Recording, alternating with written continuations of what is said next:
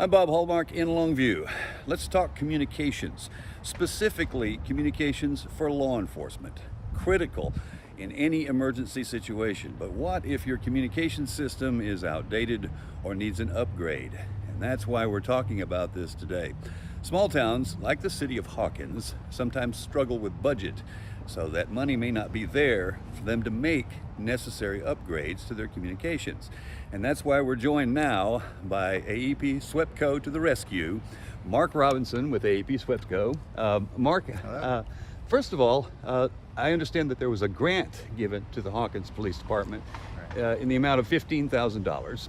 Yes. How is this grant money made possible, actually? So the AEP, American Electric Power Foundation, allocates a certain amount of money to each one of our districts for us to use for nonprofit organizations or for our city partners.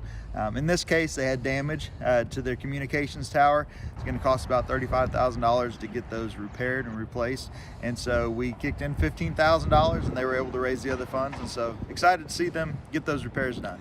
Now, this is an interest that you have because law enforcement oftentimes responds to the same kind of situations that you do, Right. Which is storms and things of that nature. So you saw the urgent need in this case. All right, so you think about the June 16th storms that we just went through last year. Hawkins was out for multiple days, and I think they were working with their EOC and helping out in their community for about 10 days, feeding folks. And so a lot of times at the same time we're responding, they're responding with us.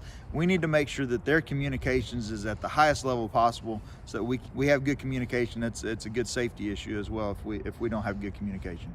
Now, for other small municipalities out there, you might look at this and say, wow, we need this kind of thing too. Now, how do they do this? Is this an application process or do they just simply notify you? Yeah, reach out to me. My information's on our website and we take them by a case-by-case scenario.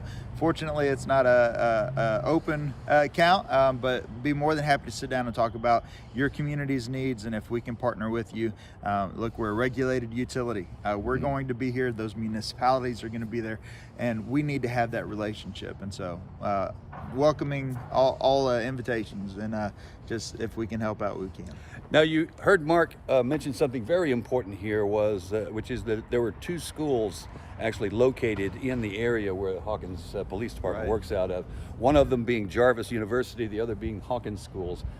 Critical because you need to have that communication and you need to have that response to areas like that. Absolutely. The young people in our community are very important to us, and our employees. We don't sell our product outside of our service territory, right? We make it and we send it to residents and businesses, and we live, work, and play where our product is both built and consumed. And so it's very important to us because our co-workers' children could be going to that school, to that college. And so it's as important to us as the other parents that they can respond in a timely fashion and that we can as well.